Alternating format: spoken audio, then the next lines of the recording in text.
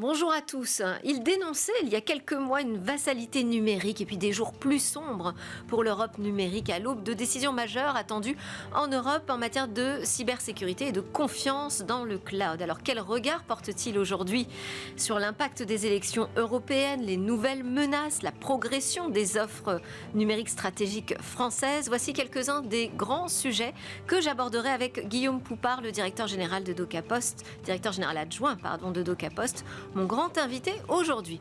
Dans cette édition également, une autre question, le faire cher. Opérateur GAFA, qui doit payer pour les réseaux de télécommunications européens? Mais d'abord, 3 questions sur câbles et data center, cible géopolitique. C'est tout de suite dans Smart Tech. On parle géopolitique aujourd'hui, de câbles et aussi de data center avec Jérôme Totel. Bonjour. Bonjour Delphine. Vous êtes le directeur de la stratégie et de l'innovation de Data4, donc opérateur, investisseur majeur sur le marché des data centers en Europe. Début septembre, le média CNN révèle que les États-Unis voient un risque croissant de sabotage de câbles sous-marins stratégiques. Une unité militaire secrète russe dédiée à ce type d'opération aurait été repérée au-dessus de câbles sous-marins de la mer Baltique. Alors, est-ce que vous êtes inquiet de ces activités navales russes au-dessus de câbles sous-marins positionnés comme ça au nord de l'Europe?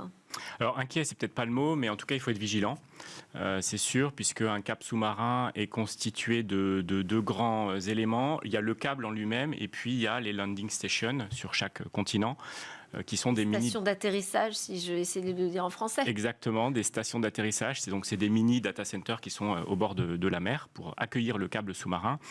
Et les câbles sous-marins, ça fait des milliers de kilomètres entre deux continents.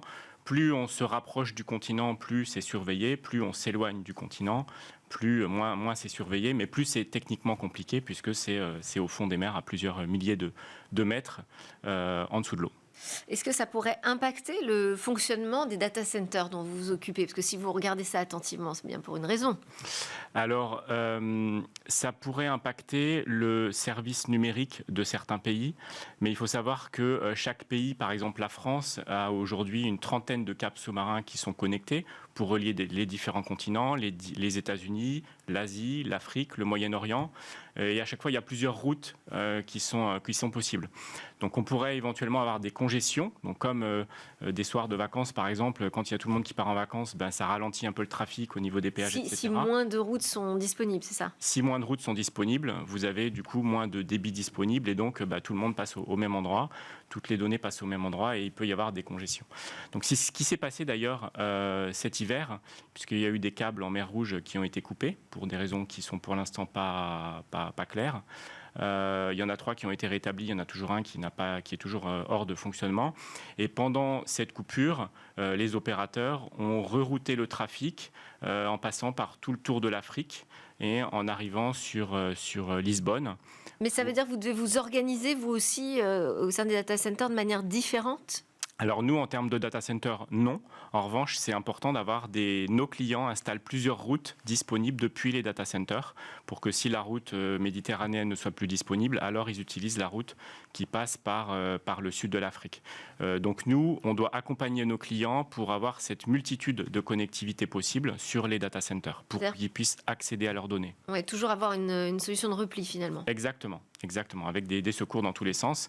Il faut savoir aussi que les câbles qui sont installés, chaque nouvelle génération de câbles peut transporter beaucoup plus de données. Donc aujourd'hui, on installe des câbles qui sont capables d'envoyer 300-400 terabits de données, alors qu'il y a même 2 ou 3 ans, c'était peut-être la moitié. Donc si c'est un câble qui est impacté, qui est très récent, du coup, il y a beaucoup de données qui ne pourront pas passer. Si c'est un câble qui est beaucoup plus vieux, ce sera moins impactant, puisque c'est un câble qui est capable d'envoyer beaucoup moins de données.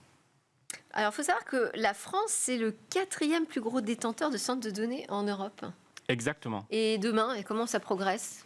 Alors, c'est une très bonne question. Ça devient difficile dans le marché des data centers d'en installer de nouveaux? C'est pas simple. Néanmoins, on en a besoin, puisque on a tous les jours, on utilise de plus en plus de services numériques, soit pour des besoins personnels, soit pour des besoins professionnels. Donc, on a tous entendu parler du cloud. Aujourd'hui, on est en plein dans la vague de l'IA.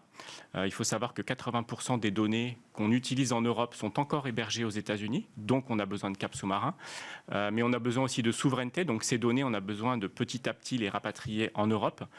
C'est la raison pour laquelle on a besoin de nouvelles infrastructures numériques, à la fois des câbles sous-marins, des réseaux terrestres, mais également des data centers pour héberger ces données en Europe.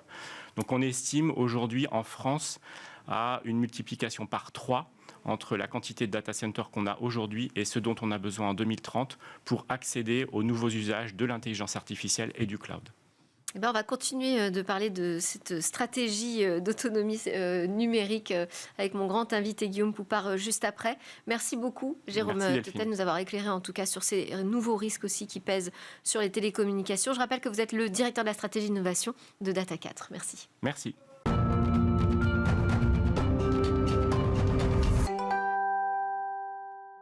Le grand invité de Smartech aujourd'hui s'appelle Guillaume Poupart. Bonjour Guillaume. Bonjour. Vous êtes le directeur général adjoint de DocaPost, filiale numérique du groupe La Poste, qui a l'ambition de devenir ce grand référent sur les services de confiance et de sécurité numérique en France, en Europe. Et puis vous êtes aussi l'ancien directeur général de l'ANSSI, l'Agence nationale de sécurité des systèmes d'information.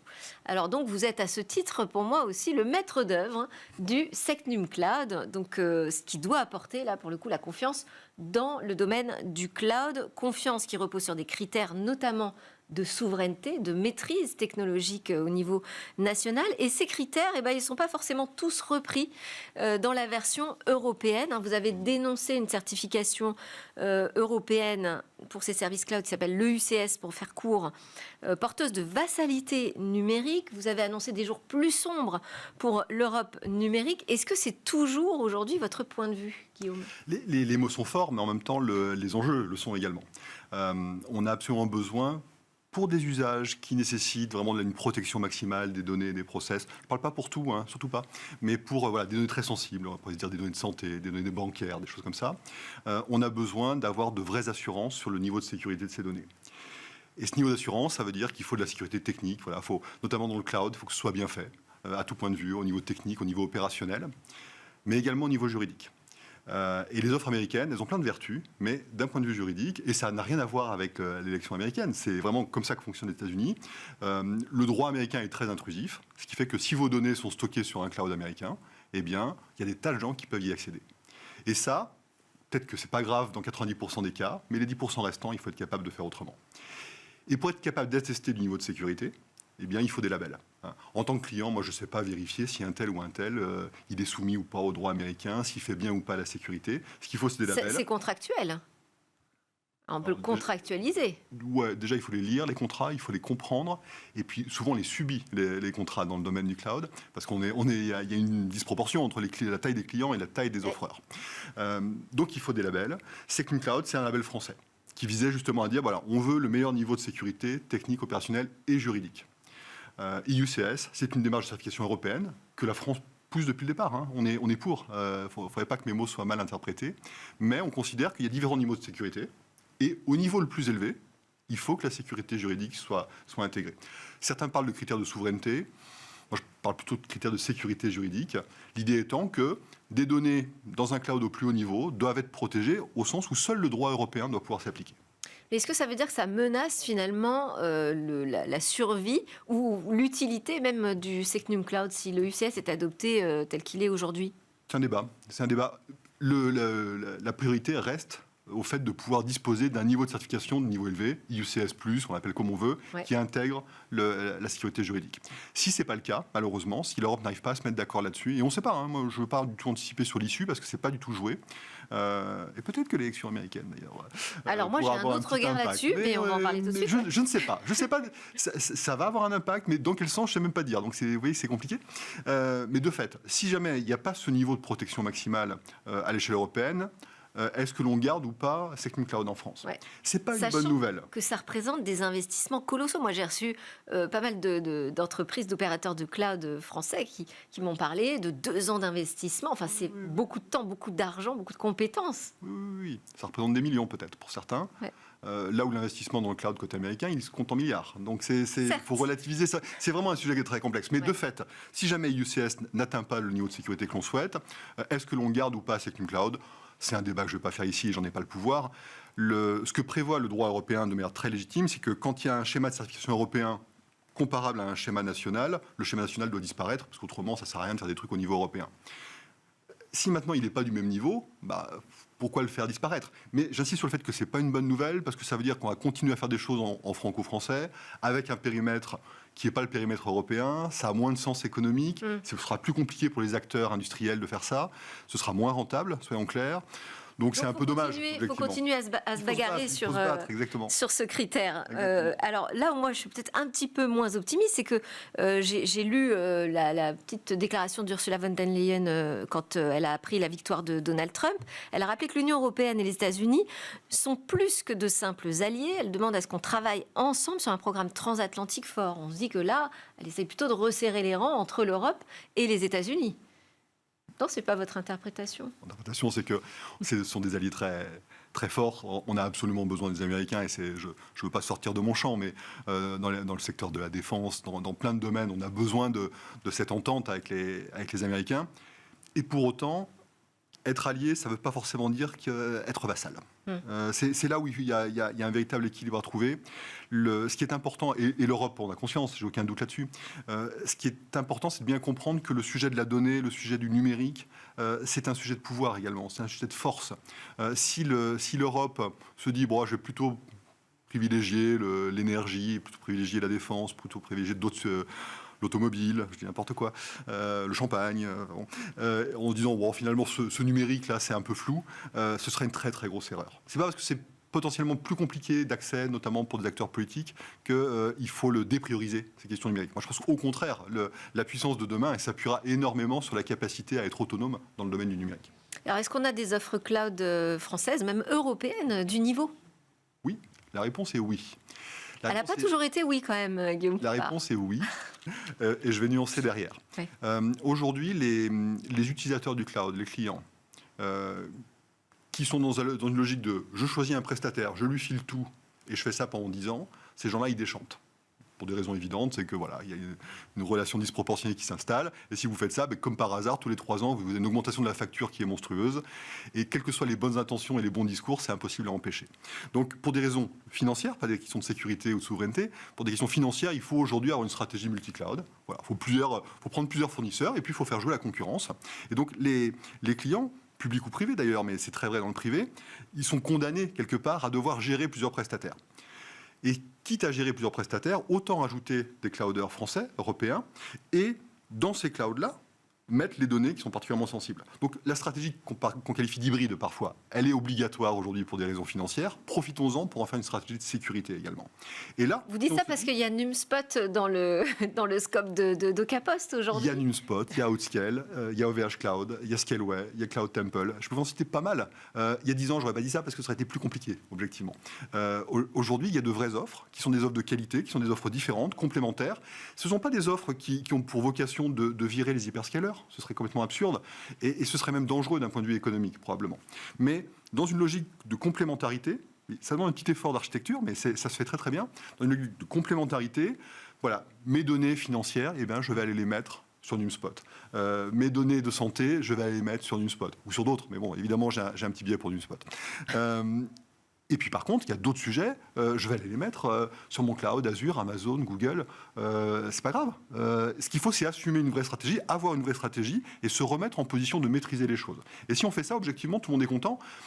C'est une petite partie dont on parle. C'est quoi? C'est 5%, c'est 10% peut-être. C'est des grosses miettes, mais enfin, ça reste des miettes. Mais je pense que notre sécurité, elle est à ce prix-là. Mais vous avez évoqué, par exemple, les données de santé en disant que c'était des données stratégiques, sensibles, qu'on doit savoir bien protéger. Aujourd'hui, le Health Data Hub reste encore sous un cloud américain. Oui. Et à l'époque, vous disiez, je crois que vous en parliez très clairement, bah oui, on n'a pas d'offre équivalente aujourd'hui. On n'est pas capable de répondre à cette demande. Et aujourd'hui, on le serait. Oui. Il y a des études qui ont été faites encore récemment par des services de l'État, des gens qui sont allés voir dans le détail, qui disent, bon, il y a encore des petits trucs à développer, mais il reste, c'est les derniers mètres à faire qui ont été faits depuis, très probablement. Et donc pourtant, le dossier a été révisé et il n'y a pas eu de nouvelle décision prise. Oui, alors c'est intéressant à lire dans le détail. L'avis de la CNIL, oui. Il mérite d'être lu. C'est assez étonnant de voir. C'est rare de voir une autorisation avec aussi peu d'entrain, mais parce que c'est très bien justifié derrière, c'est très bien expliqué. Je pense qu'à un moment, il faut vraiment se dire, OK, est-ce qu'on est prêt ou pas à faire ce portage ? La vraie question qui est derrière, c'est pas tant le portage, c'est que c'est une arnaque aujourd'hui la portabilité d'un cloud à l'autre. Porter un système comme le Delta Hub, ça revient à le redévelopper. Et évidemment, je comprends, surtout dans le contexte budgétaire actuel, je comprends qu'il y a une certaine réticence à redévelopper des choses, alors que ça fonctionne au moins en théorie aujourd'hui. Et puis on n'a pas besoin du label Secnum Cloud pour héberger les données de santé aujourd'hui. Non, mais c'est quand même une bonne pratique. Parce que, oui. À terme, ce serait une bonne pratique. C'est vrai qu'il y a un autre référentiel, je ne vais pas entrer dans le détail. Chez NumSpot, en tout cas, on milite pour ne plus faire que du HDS, justement, de l'hébergement de données de santé, mais vraiment imposer un label Secnum Cloud. Il y a les deux, mais on pense que le label chapeau, une fois encore, il est dur à atteindre, je ne vais pas dire le contraire, mais une fois qu'on l'a atteint, il coûte un peu plus cher à faire tourner, mais pas tant que ça. Donc autant harmoniser par le haut, ce qui vraiment fait sens une fois que les solutions sont prêtes. Les données de santé iraient très bien là-dedans. Les données de l'éducation, par exemple, c'est un autre exemple.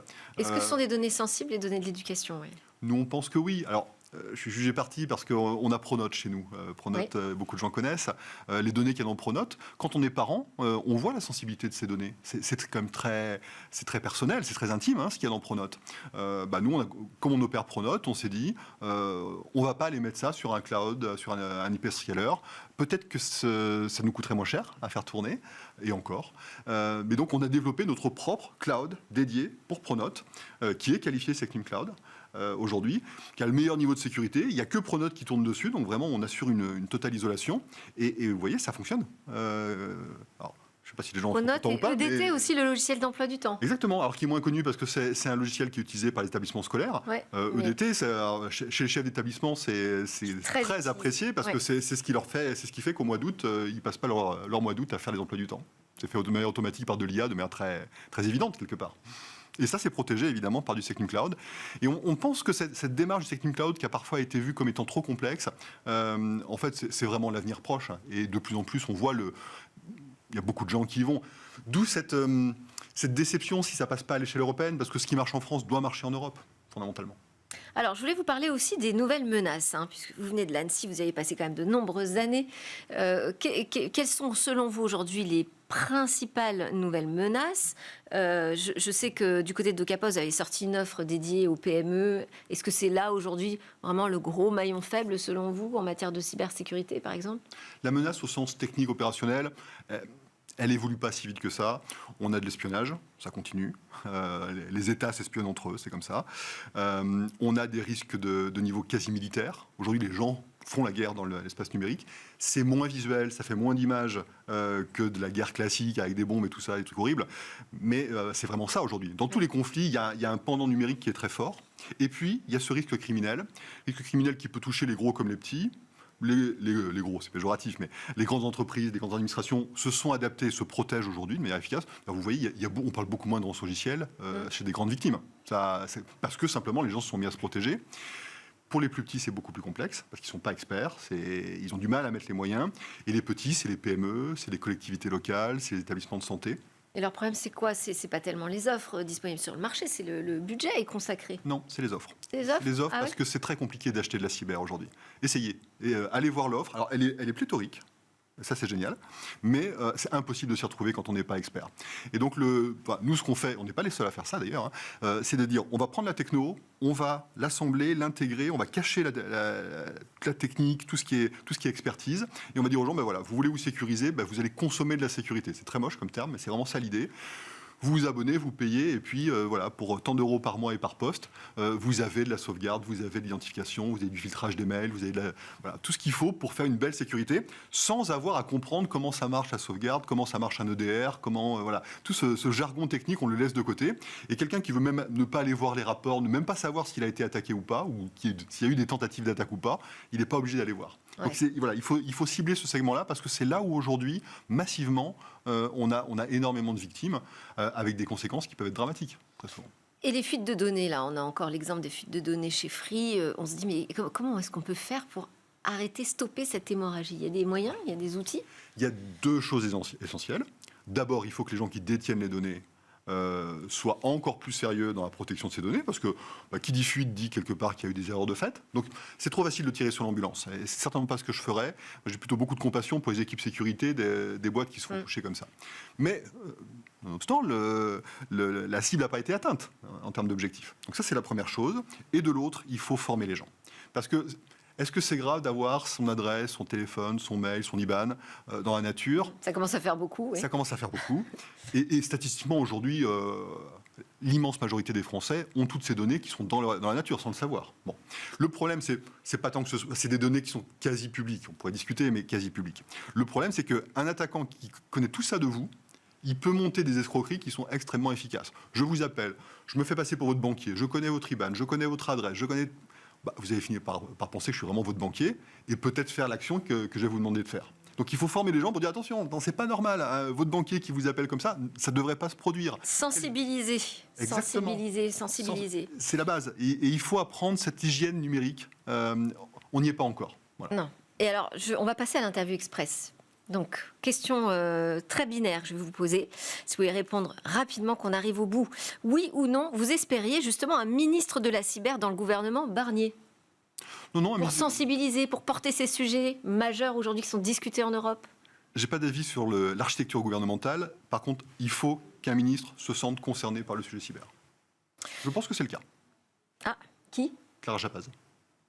Vrai ou faux, les offres cloud françaises ne rattraperont jamais celles des hyperscalers? Elles seront complémentaires, et durablement complémentaires et intéressantes à ce moment-là.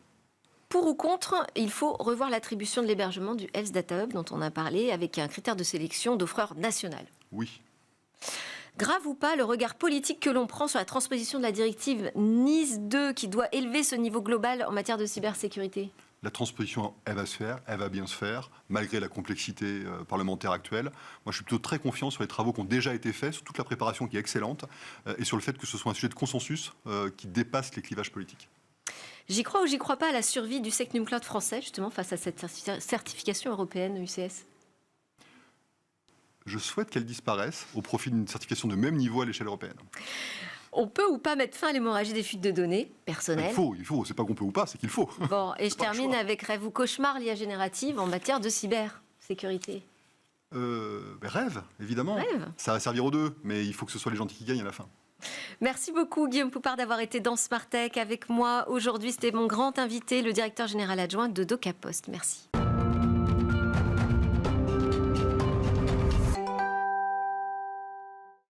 On parle économie numérique aujourd'hui avec David Lacomblette, président de la Villa Numéris. Bonjour David. Bonjour Delphine. Alors plus particulièrement, on va aborder cette question très sensible de la rémunération des transports du haut débit filaire comme mobile, alors qu'on a un trafic qui ne cesse de croître. Et la question, c'est entre ces plateformes numériques qui occupent nos réseaux et les opérateurs de télécommunications, qui doit payer ? Je vais vous le dire, le client payera, vous, moi, nous, parce que c'est une affaire aussi ancienne que le web, hein.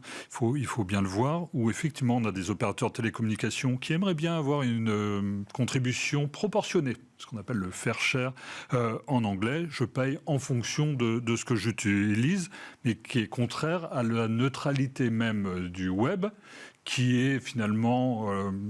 un peu l'utopie du début de l'Internet, avec une égalité de traitement dans l'accès et dans les flux, avec cette idée qui était que l'Internet devait être accessible par tous.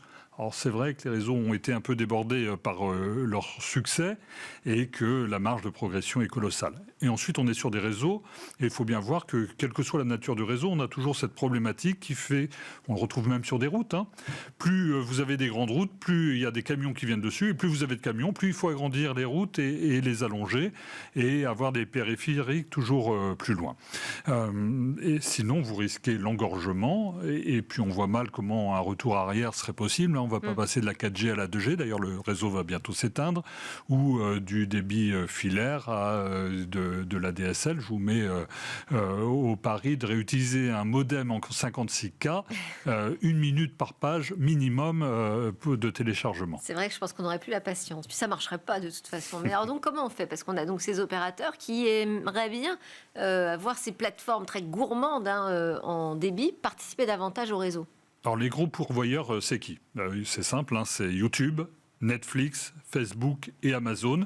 Si vous y ajoutez Akamai, qui est un service de cloud de fichiers, selon l'ARCEP, vous avez là 50% du trafic. Vous ajoutez 25% avec les sites pornographiques. Le quart restant, c'est l'intégralité des autres sites web, solutions et applications du reste du monde. Et effectivement, à partir du moment où les opérateurs de télécommunications ont renoncé à devenir eux-mêmes distributeurs de vidéos, rappelez-vous de OCS en particulier, ils ont renoncé à une certaine forme de retour d'investissement, d'autant plus que les sommes en jeu sont colossales. Selon l'ARCEP, l'année dernière, ce sont près de 15 milliards d'euros qui ont été investis par les 4 opérateurs français dans la qualité de leur réseau. Alors certes, la qualité est au rendez-vous, on peut rappeler les opérateurs Orange, SFR, Bouygues et Free, et avec en France des tarifs qui sont plutôt moins chers que dans le reste de l'Europe. Néanmoins, il y a des investissements à prendre en charge et on comprend que la tentation soit grande d'aller partager la note. Eh oui, mais sauf que les plateformes, elles ne veulent pas en entendre parler. Non, parce que tout le monde se mord un peu la queue dans cette affaire et se tient par la barbichette, parce que sans réseau, pas de contenu, et sans contenu, pas de réseau. Alors les plateformes ont beau jeu de dire qu'elles contribuent à l'économie, aux investissements et au développement des usages. Google dans les infrastructures, Meta dans les câbles sous-marins qui arrivent au Portugal, Netflix dans la production. On a vu que c'est devenu un acteur majeur en 10 ans de présence sur notre territoire. Néanmoins, les opérateurs de télécommunications ne vont pas arrêter cette course effrénée. Ils se mettraient en danger sur l'attractivité même de leur réseau. Et s'ils décidaient de le faire ensemble, ça serait une entente, c'est interdit. Et ils ont aussi la menace d'acteurs alternatifs, de constellations de satellites tels que Starlink. Et au final, une difficulté vis-à-vis de leurs propres clients, parce que quand le film est bon, c'est grâce à Netflix, mais quand il y a un bug, c'est de la faute de l'opérateur. Et alors qu'est-ce qu'ils peuvent faire, juste en un mot ? Il y a 3 à 4 opérateurs pas payés en Europe, fois 27, on est proche de 100, là où vous en avez 3 aux États-Unis. La consolidation du marché me semble inévitable si on veut conserver une qualité de réseau et in fine. Merci beaucoup David Lacomblène, merci d'avoir été avec nous. Je rappelle que vous êtes le président de la Villa Numéris. Et puis merci à tous de nous suivre sur Be Smart for Change. C'était Smart Tech, on se dit à très bientôt pour de nouvelles discussions sur la tech.